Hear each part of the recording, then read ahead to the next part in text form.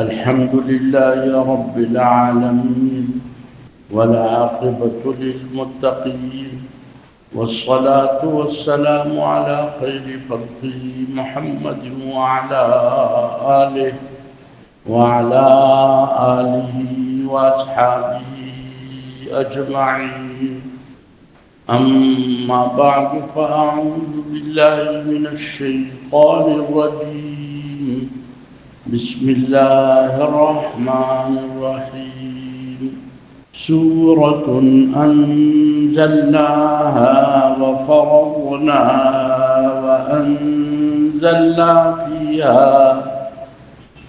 وأنزلنا فيها آيات بينات لعلكم تذكرون. الزانية والزاني فاجلدوا كل واحد منهما 100 جلدة ولا تأخذكم بهما رأفة في دين الله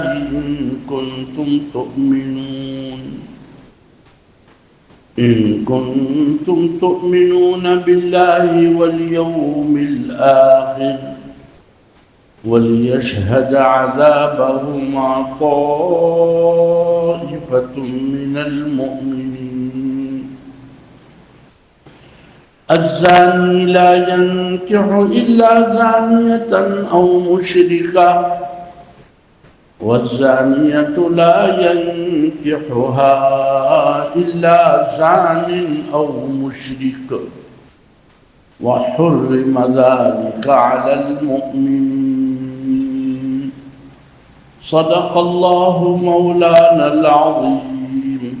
اللهم صل على سيدنا ومولانا محمد وعلى آل سيدنا ومولانا محمد كما صليت على إبراهيم وعلى آل إبراهيم إنك حميد مجيد. اللهم بارك على محمد وعلى آل محمد كما باركت على إبراهيم وعلى آل إبراهيم إنك حميد مجيد. سورۃ نور یہ مدنی سورت ہے اور مدینہ منورہ کا ایک نقشہ کہ کیسے اس کا معاشرہ اور وہاں کیسی پاکیزگی، یہ مبارک صورت جس واقعہ کے ضمن میں نازل ہوا ہے اس سے اندازہ ہوتا ہے کہ یہ حضرت رسول اللہ صلی اللہ علیہ وسلم کے مدینہ منورہ تشریف بری اور حضرت کی جو مدینہ منورہ تشریف آوری ہوئی اور ہجرت فرمائی، اس کے 6 سال میں یہ صورت اتری ہے. یعنی 6 سالوں میں مدینہ منورہ کا کیا نقشہ ہے، کیسی پاکیزگی ہے، کیسے حدود ہے، کیسے قوانین ہیں، کیسی ریاست ہے، کیسے انوارات ہے. سبحان اللہ، کیا نور ہے مدینے میں. واہ، کیا بات ہے مدینہ منورہ کی. یہ تو ہم لکھتے بھی ہیں، پڑھتے بھی ہیں، لیکن غور کیا جائے کہ وہ انوار مدینہ اور وہ برکات مدینہ، وہ کن مبارک احکامات کی برکت سے مدینہ منورہ منور تھا. یہ مدینہ ہے۔ خوب غور کر لیا جائے، سبحان اللہ، کیا قوانین تھے، کس طرح اللہ کا کلام جو نقوش میں تھا وہ کیسے نفوس میں آیا، وہ قرآن جو کتابوں میں لوح محفوظ میں اور حضرت جبریل کے دل میں اور حضرت رسول اللہ صلی اللہ علیہ وسلم کے قلب اطہر میں، وہ قرآن، وہ نور، وہ کیسے مدینہ منورہ میں جھلکنے لگا اور بالکل سر کی آنکھوں سے نظر آنے لگا، کیسا پاکیزہ معاشرہ بن گیا، سبحان اللہ۔ یہ صورت اگر اس کے گہرائی میں اترا جائے تو بالکل یہ مدینہ منورہ کا منور چہرہ واضح کرتا ہے، اور یہ اسلام کا بھی منور چہرہ ظاہر کرتا ہے، اور یہ قرآن کریم کا بھی منور چہرہ ظاہر کرتا ہے، اور اس کے کیا برکات ہوتی ہیں، اور کیسے پاکیزہ لوگ بالکل مدینہ طیبہ، جو مدینہ طیبہ بنا ہے نا، سبحان اللہ، پہلے تو اس کا نام یثرب تھا، یثرب، جس کی آب و ہوا بھی مناسب نہیں تھی، اور جو بھی جاتا بخار میں مبتلا ہو جاتا، اور بیماریوں کی آماجگاہ تھی یثرب۔ لیکن حضرت رسول اللہ صلی اللہ علیہ وسلم جو مبارک احکامات لے کر آئے اور ان احکامات کا نفاذ کیا، اور وہ احکامات انسانوں میں آئے اور انسانوں نے اس کو قبول کیا، اور ان کے دلوں میں یہ کلام اترا، اور پھر انہوں نے اس کو عملی نافذ کر کے دکھایا، اس کے برکات وہ بہت ظاہر ہو گئے۔ اللہ نے فرمایا تھا قَدْ جَاءَكُم مِّنَ اللَّهِ نُورٌ وَكِتَابٌ مُّبِينٌ يَهْدِي بِهِ مَنِ اتَّبَعَ رِضْوَانَهُ سُبُلَ السَّلَامِ وَيُخْرِجُهُم مِّنَ الظُّلُمَاتِ إِلَى النُّورِ بِإِذْنِهِ وَيَهْدِيهِمْ إِلَى صِرَاطٍ مُّسْتَقِيمٍ۔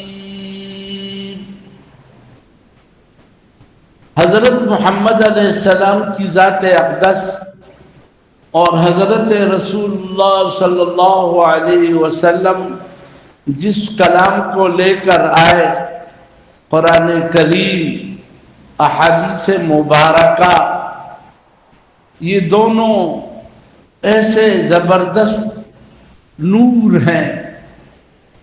حضرت نے اس نور کو قبول کیا اور ان احکامات کا مجسم نمونہ بنے، اور پھر حضرت نے جو بھی پیغمبر صلی اللہ علیہ وسلم کے پاس آئے، چونکہ آپ سراج منیر تھے، سراج منیر، وہ چراغ جو خود بھی پورا روشن ہے، اور جو بھی آئے وہ اس سے روشنی حاصل کرے، اس کی روشنی میں کوئی کمی نہ آئے، اور اگلا روشن ہوتا چلا جائے، اس کا ضمیر روشن ہو جائے، ان کی آنکھیں روشن ہو جائے، ان کی جوانی روشن ہو جائے، خلوت روشن ہو جائے، اور وہ ان روشن آیتوں کی برکت سے اس کو قبول کر کے، اس پر ایمان لا کر اس کو سمجھ کے، اس کو اپنا کے، اس کی برکت سے وہ روشنی وہ جھلکنے لگے، نظر آئے اور معاشرہ بالکل پاکیزہ ہو جائے۔ یہ قرآن کریم کی ہر جگہ سے واضح ہے، لیکن خاص طور سے سورۃ نور اگر اس کے گہرائی میں اترا جائے اور اس پر غور کیا جائے اور اس کو توجہ سے سنا جائے تو مدینہ منورہ کا پاکیزہ نقشہ، منور نقشہ، بابرکت نقشہ وہ بڑا عجیب سامنے آتا ہے، اور کیسے اندھیرے وہاں سے چھٹ گئے اور کیسا پاکیزہ معاشرہ قائم ہوا۔ اس میں جہاں پر اللہ کی عظمت اور اللہ کی قوت اور قدرت اور ان کی طاقت کا بیان بہت واضح، اور اہل مدینہ کے قلوب اللہ کی عظمت سے متاثر اور آخرت کا یقین اور اس پر پورا یقین کہ یہ کلام الہی ہے، واقعی یہ آیات بینات ہیں، روشن آیتیں ہیں، یہ حق کلام ہے، اللہ نے اتارا ہے، انزلناہا، اوپر سے ہم نے اتارا ہے، اوپر سے ہم نے اتارا ہے، اور اللہ کے یہ مقرر کردہ حدود ہے، اللہ کے مقرر کردہ یہ قوانین ہیں، اللہ نے اس کا سمجھنا، اس کا نافذ کرنا اور اس کی روشنی میں ریاست تشکیل دینا فرض کیا ہے۔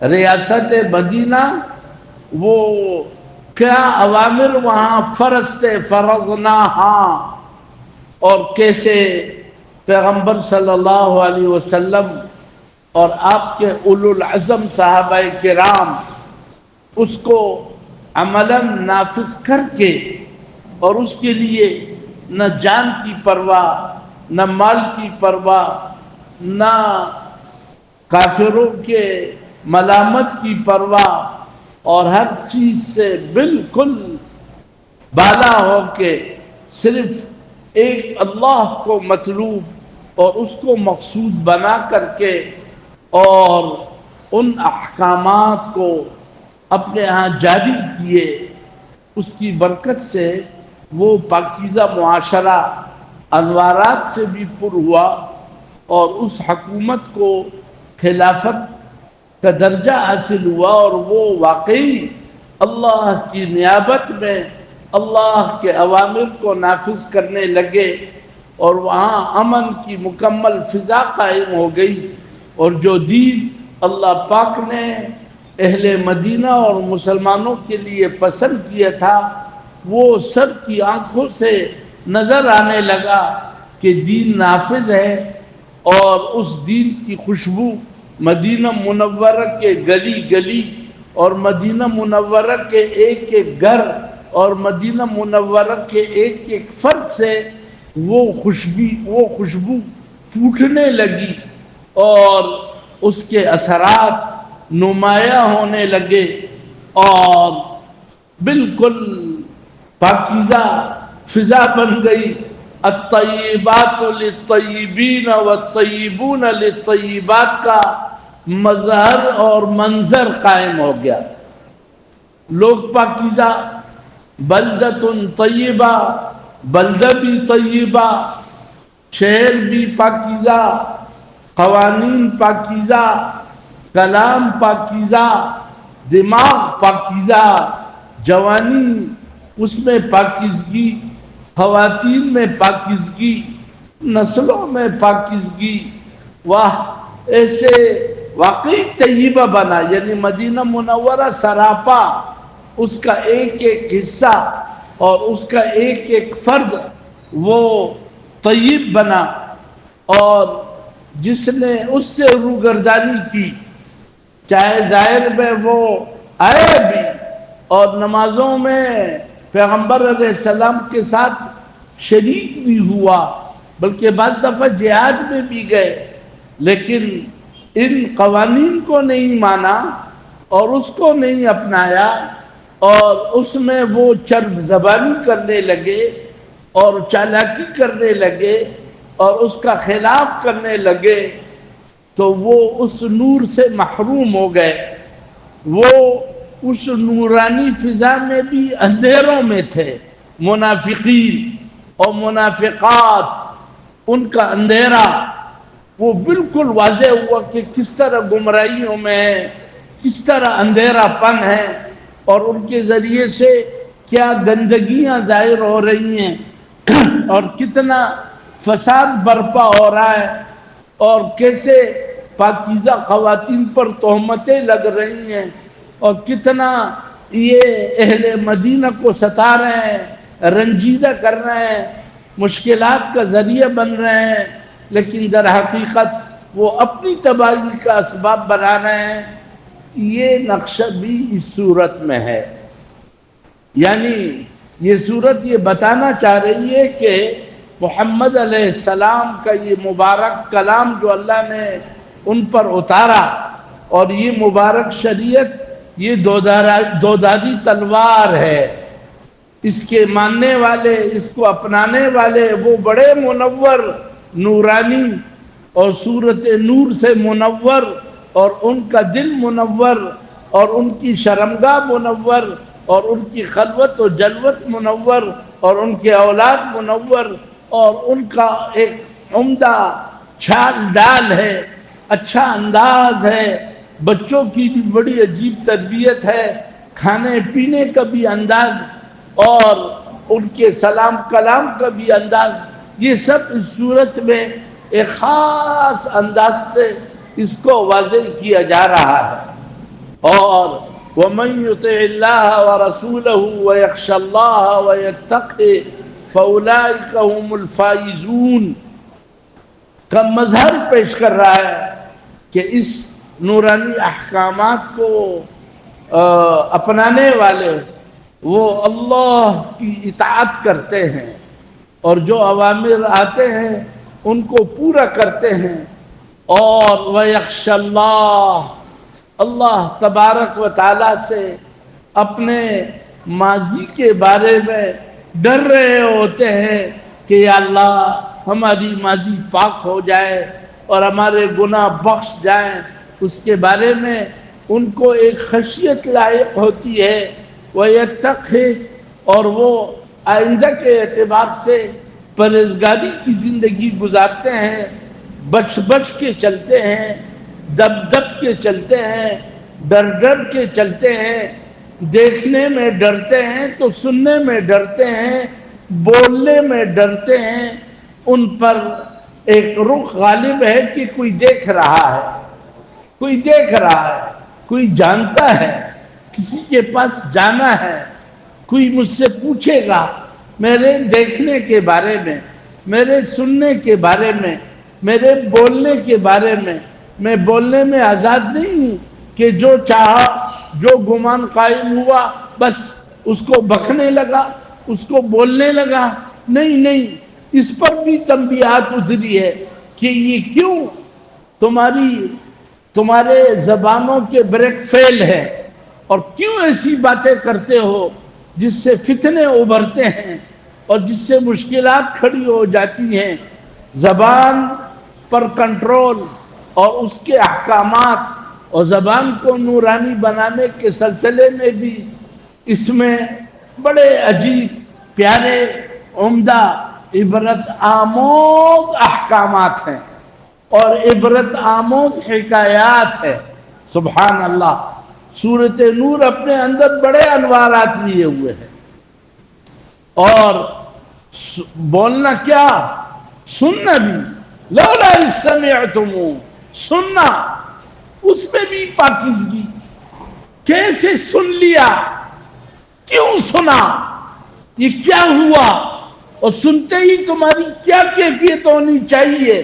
سبحان اللہ، اس نور کو یہ واضح کر رہا ہے، اور اہل مدینہ کو ایک نقشہ پیش کیا جا رہا ہے کہ سننے میں بھی تمہارا رخ کیا ہو، بولنے میں کیا ہو، سوچنے میں کیا ہو. اللہ اکبر. سوچنے میں کیا ہو. یہ سوچ کیوں بگڑ گئی؟ اس سوچ میں کیوں فساد آیا؟ کیوں صحیح سوچنے نہیں لگے؟ سوچ کے لحاظ سے بھی اس میں احکامات ہیں، سننے کے لحاظ سے اس میں احکامات ہیں. اللہ اکبر. بولنے کے اعتبار سے احکامات ہیں. بولتے ہو بس صرف بولتے ہی چلے جاؤ، اس سے سنا، ادھر منتقل کیا، ادھر منتقل کیا، کرتے چلے جاؤ. اس کو معمولی سمجھتے ہو. تحسبونه هينا وهو عند الله عظيم. باتیں ہی نقل کرو، باتیں بناؤ اور باتیں کہتے چلے جاؤ. ایک نے کہا، دوسرے نے کہا، اس نے کہا، اس نے کہا. کیا ہوا؟ مدینہ ہے، مومن ہو، کیا ہو گیا؟ سبحان اللہ. تو بولنے میں، سننے میں، سوچنے میں، یا اللہ ایسی پاکیزگی، یہ نقشہ پیش کیا جا رہا ہے کہ اہل مدینہ کے کان کیسے طیب کان تھے. اور اگر ذرا بر بھی تھوڑا سا فرق ہوا تو اس میں اس کو نہیں دیکھا گیا کہ یہ کس درجے کا ہے. اگر اس نے بولنے میں بھی اس سے چوک ہوئی اور سننے میں چوک ہوئی تو جس درجے لِكُلِّ امْرِئٍ مِّنْهُمْ مَكْتَسَبَ، جس نے جس درجے میں وہ چوکا ہے اور اس نے اس معیار سے نیچے اترا ہے، ہر ایک کو، کسی کو بولنے کی سزا تو کسی کو سننے کے اعتبار سے تنبیہ اور کسی کو سوچنے کے اعتبار سے تنبیہ. یہ مدینہ ہے، یہ مدینہ ہے، یہ مدینہ منورہ ہے، یہ منور مدینہ ہے. اس میں سوچ، اس میں بول، اس میں سننا. اللہ اکبر. جب اس کے احکامات ہیں تو کیا نسل سازی کے سلسلے میں احکامات نہیں ہوں گے؟ نسل سازی تو بہت بڑی چیز ہے. اللہ اکبر. نسل سازی یعنی اللہ نے جو قوت دی ہے وہ اولیاء پیدا کرنے کے لیے ہے، وہ علماء پیدا کرنے کے لیے ہے، وہ محدثین پیدا کرنے کے لیے ہے، وہ فرشتے صفت پیدا ہو جائے. اس لیے تمہیں نکاح کا پاکیزہ نظام کہ تمہارے ہاں اولیاء پیدا ہوں، تمہاری خواتین کے گودوں میں اولیاء پلیں، ان کی کوکھ میں اولیاء پلیں اور ان کے گھروں میں اللہ کے ولی، سبحان اللہ، پاکیزہ لوگ وہ پیدا ہوں. نسل سازی بہت بڑی چیز ہے، بہت بڑی چیز ہے. لوگ سمجھتے ہیں کہ یار اتنی سختی کیوں ہے، اتنی سختی کیوں ہے، یعنی اتنی سختی کیوں کرتے ہیں؟ معمولی سی بات ہے، معمولی سی بات ہے.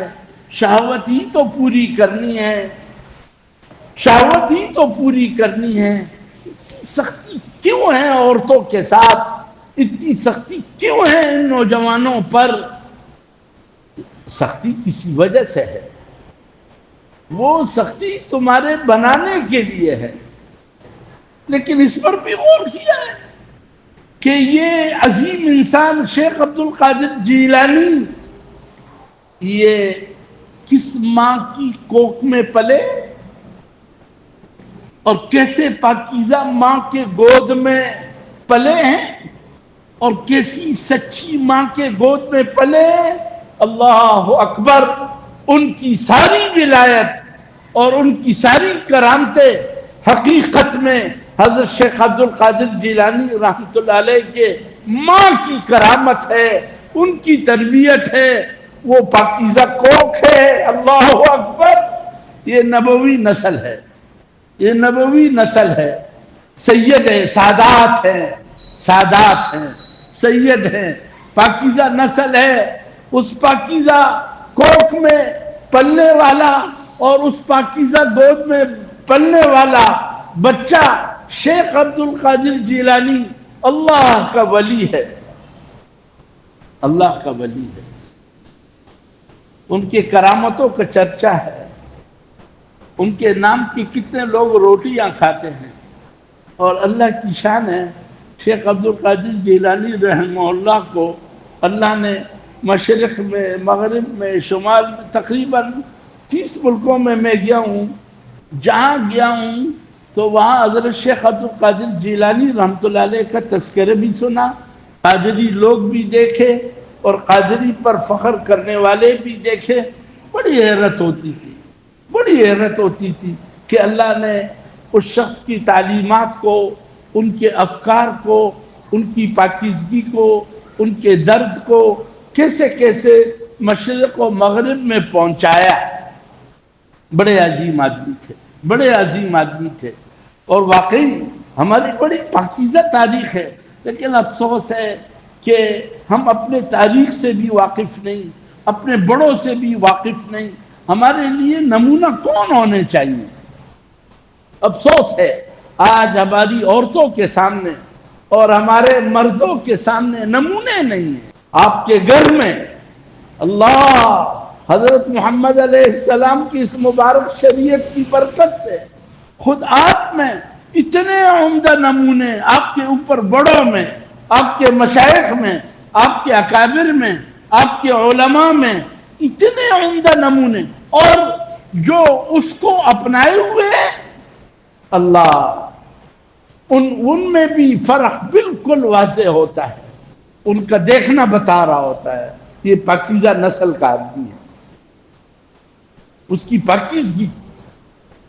کیا کیا واقعات یاد آ رہے ہیں، اس میں اللہ نے بڑی کشش رکھی ہے، مجھ سے اصل موضوع نہ رہ جائے، ورنہ بڑے عظیم واقعات یاد آ رہے ہیں کہ کس انداز سے معاشروں پر یہ پاکیزگی اثر انداز ہوتی ہے۔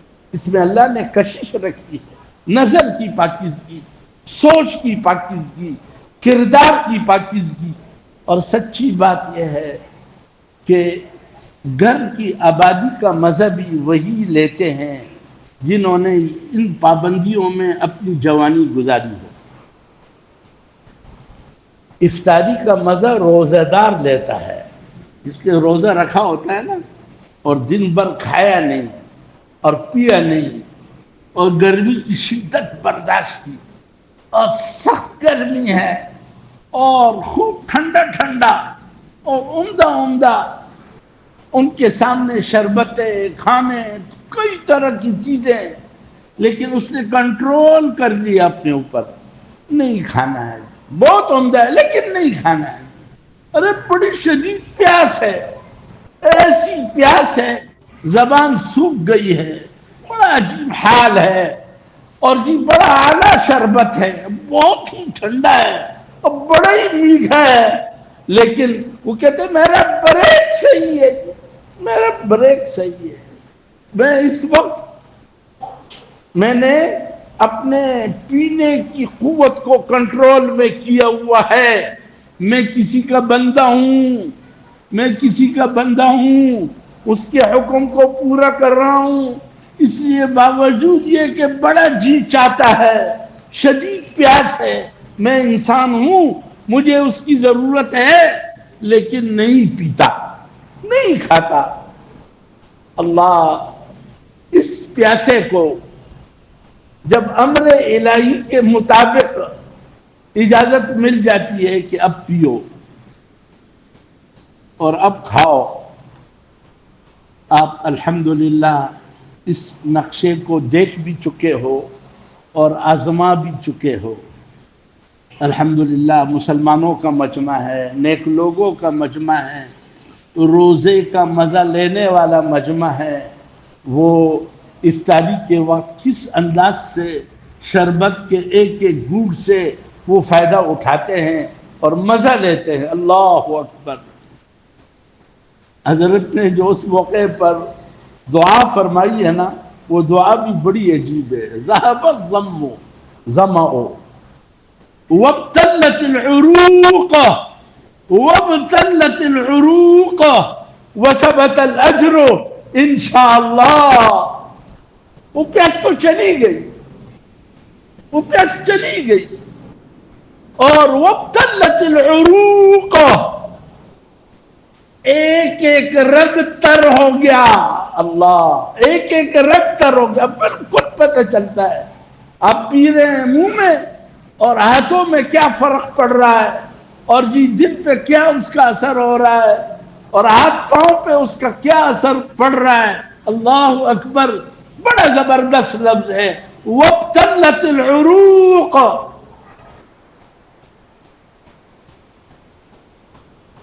رگے وہ تر ہو گئی.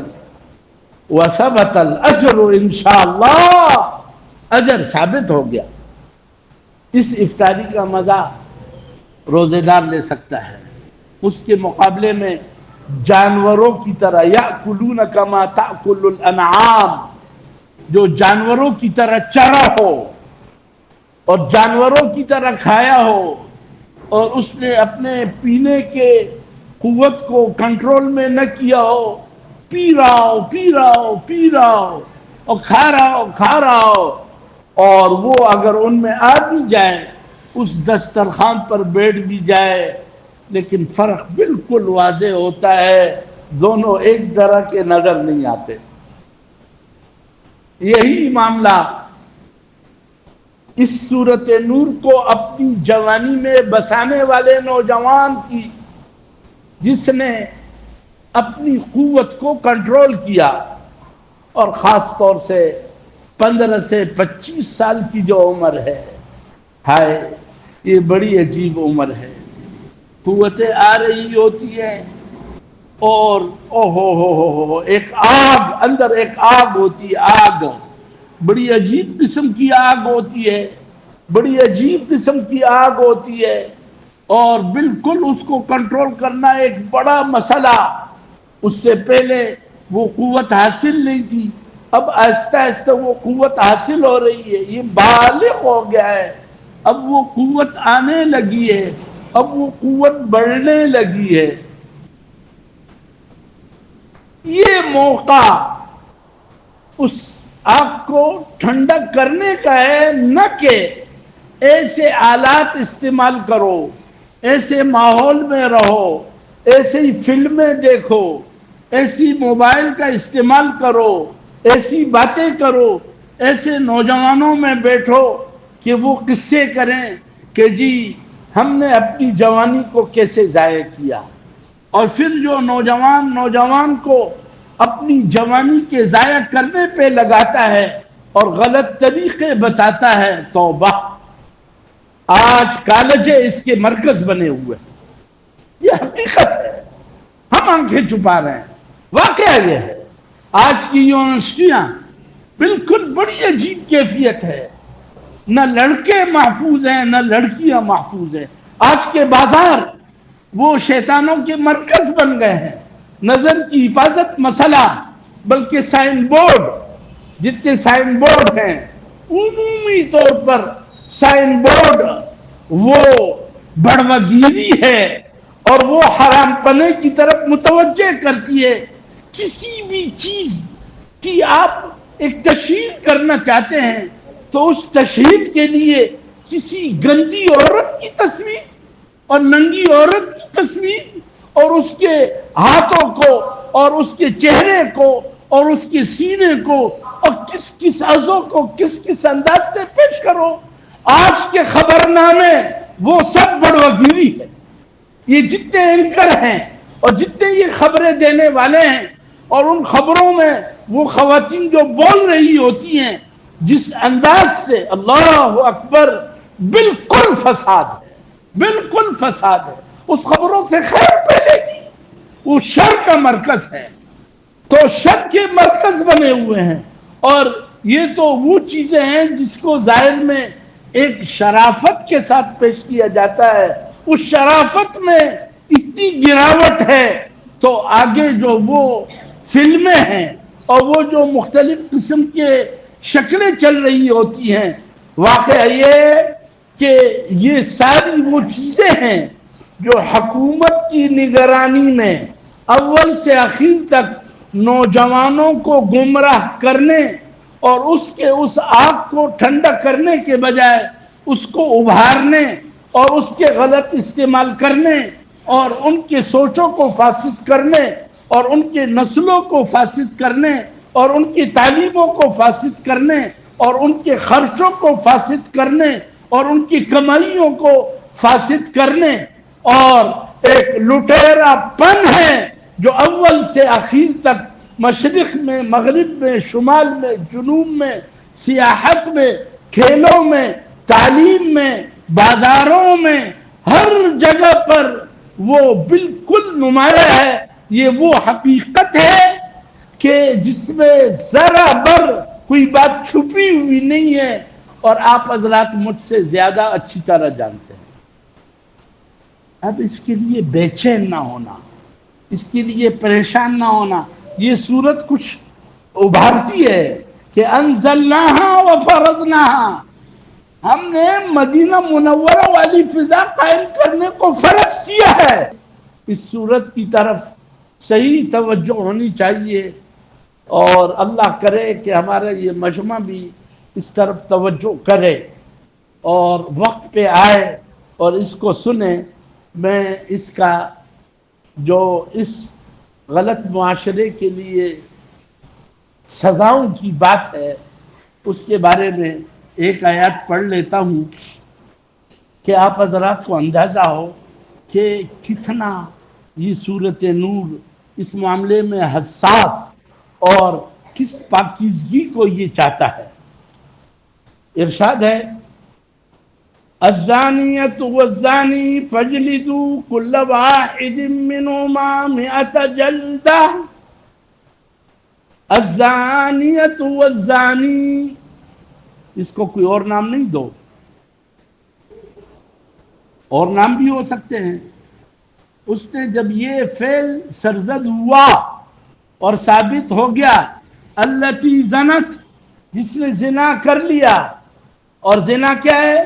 بغیر نکاح کے، نکاح ہوا نہیں ہے اور اپنی شرمگاہ کا غلط استعمال کر لیا کسی بھی طریقے پر، کالج میں کیا، اسکول میں کیا، گھر میں کیا، پڑوس میں کیا، کہیں بھی کیا، لیکن جس خاتون نے اپنے شرمگاہ کو بے قیمت کر کے، ان کے لیے صرف ایک بات تھی کہ نکاح نکاح نکاح نکاح اور پاکیزگی پاکیزگی، ایک، اس کے علاوہ نہیں، اس کی کوئی گنجائش نہیں، لیکن اس خاتون نے اپنے باپ کو ذلیل کیا، اپنی ماں کو ذلیل کیا، اپنے بھائیوں کو ذلیل کیا، پورے معاشرے کو خراب کیا اور حرام کاری کو ترقی دینا چاہتی ہے۔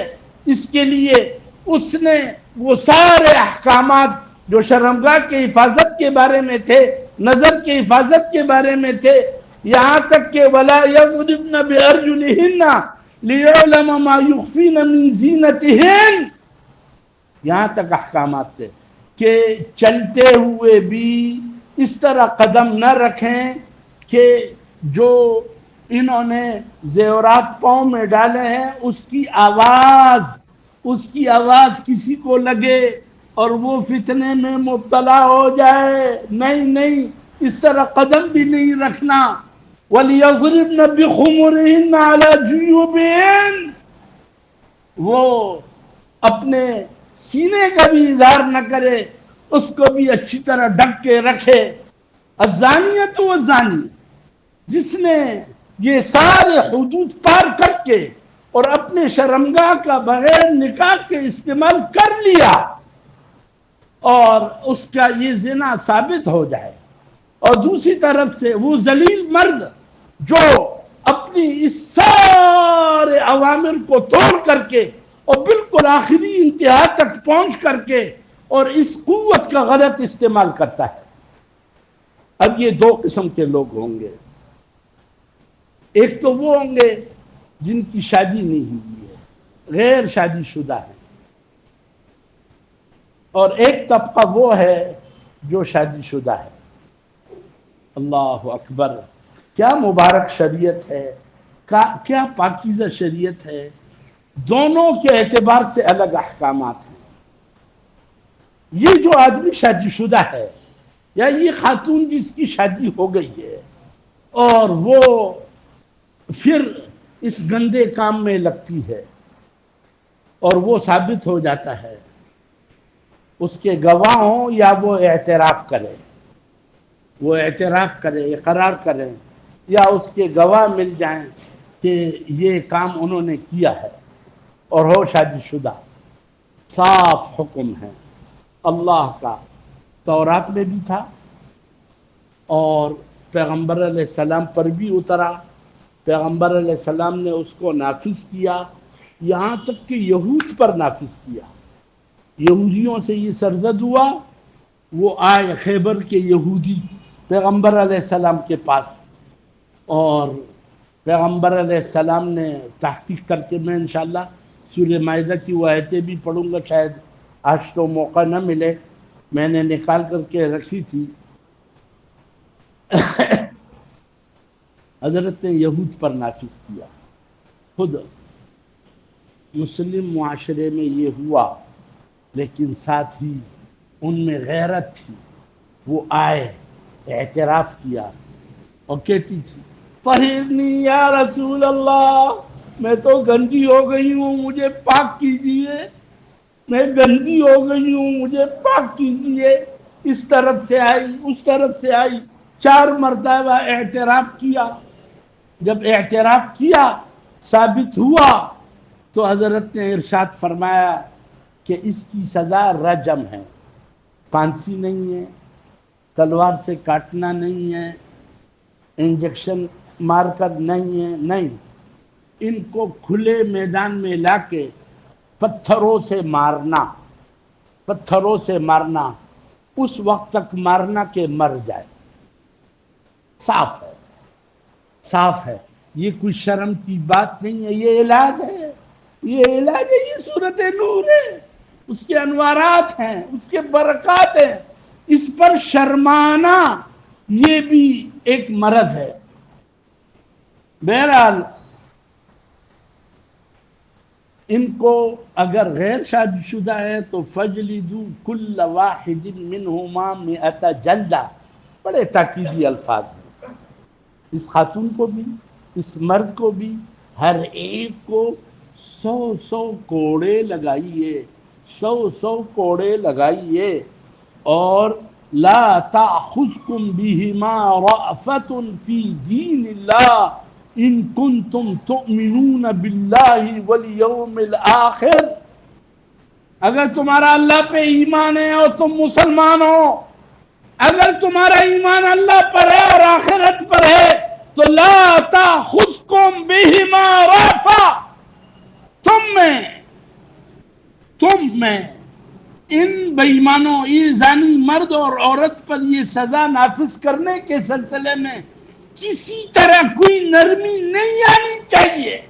نرمی آنا یہاں پر یہ مرض کی علامت ہے، تم مریض ہو، اس کو بڑھاوا دینا چاہتے ہو۔ لا تأخذکم بہما رأفۃ فی دین اللہ، اس کو اللہ دین فرما رہے ہیں، یہ میرا دین ہے، اللہ کے دین کو نافذ کرنے کے سلسلے میں تم میں کسی طرح کوئی نرمی ان کے بارے میں نہیں آنی چاہیے، اگر تمہارا اللہ پر اور آخرت پر ایمان ہے۔ اور صرف اتنی بات بھی نہیں کہ چلو کوڑے لگاؤ، لیکن بند کمرے میں لگاؤ، بند کمرے میں لگاؤ، کہ نہیں نہیں نہیں، یہ تو عبرتی سزا ہے، علاج کرنا ہے، معاشرے سے اس کو صاف کرنا ہے، تو اس کے لیے وَلْيَشْهَدْ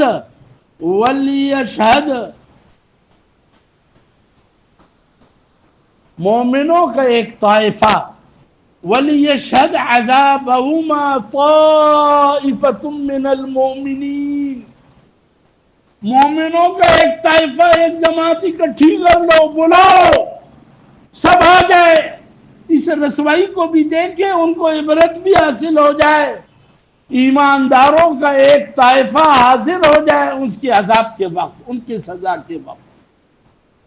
آیت تو اگلی بھی میں نے پڑھی تھی، لیکن اسی پر اکتفا کر دیتے ہیں، اور اسی آیات کا ایک حصہ رجم ہے. یہ کم سے کم سزا بتایا گیا ہے اور بڑی سزا اس کی رجم ہے. اس کے بارے میں انشاءاللہ آئندہ جمعے کو عرض کریں گے. میری اس سلسلے میں درخواست ہوگی خاص طور سے علماء کرام سے، سورۃ مائدہ کی جو یہ آیات ہے، یا ایھا الرسول لا يحزنک الذین یسارعون فی الکفر من الذین قالوا آمنا بافواہہم ولم تؤمن قلوبهم ومن الذین هادوا سماعون للکذب سماعون لقوم آخرین لم یأتوک. یہ آیات وَكَيْفَ يُحَكِّمُونَكَ وَعِندَهُمُ التَّوْرَاةُ فِيهَا حُكْمُ اللَّهِ ثُمَّ يَتَوَلَّوْنَ مِن بَعْدِ ذَلِكَ وَمَا أُولَٰئِكَ بِالْمُؤْمِنِينَ. ان آیتوں کا مطالعہ بھی کر کے آئیں، اور اگر حضرت مولانا ادریس خان دہلوی رحمۃ اللہ علیہ والا معارف ہو تو اس کو دیکھ کر بھی آئیں، ورنہ معارف القرآن حضرت مفتی محمد شفیع رحمۃ اللہ علیہ کا دیکھ کر آ جائیں. انشاءاللہ آئندہ جمعے میں جو اس کی بڑی سزا ہے رجم، اور اس کا ثبوت اور اس کی قطعیت اور اس کا متواتر ہونا، اور اس کے لیے پیغمبر صلی اللہ علیہ وسلم کا بے چین ہونا، صحابہ کرام کا بے چین ہونا، حضرت عمر رضی اللہ عنہ کا خطبہ کس درد کے ساتھ انتقال سے 1 مہینہ پہلے انہوں نے اس پہ بیان فرمایا اور بڑی اہمیت کے ساتھ اس سزا کو رکھا، تو انشاءاللہ اس پر بیان ہوگا. لیکن ہماری درخواست ہے کہ ایک تو جلد آیا کریں، مطالعہ کر کے آیا کریں. یہ بیان برائے بیان نہیں ہے، کوئی چیز ہے اللہ کرے ہمارے دلوں میں اترے اور وہ درجہ آئے کہ آپ اس کے نفاذ کے لیے بے چین ہو جائیں اور آپ کی قوتیں اس کے نفاذ کے لیے لگ جائیں. اور کیا عجب ہے آپ میں کوئی اس درجے تک پہنچ بھی جائے، ہو جاتا ہے. اسی مجمع میں ایسے لوگ مل جاتے ہیں کہ ان کو اختیار بھی حاصل ہو جاتا ہے، کسی درجے تک پہنچ جاتے ہیں. اور اللہ کرے کہ یہ عمدہ اعلیٰ قوانین پھر اس ملک میں اور پورے عالم اسلام میں بڑے اچھے طریقے سے، بغیر کسی شرمندگی اور بغیر کسی معذرت کے یہ صورت نور یہ جھلکنے لگے ہمارے شہروں میں، ہمارے عدالتوں میں، ہمارے اسمبلیوں میں. اللہ ہمیں اس کے لیے قبول فرمائے. وآخر دعوانا الحمد للہ رب العالمین.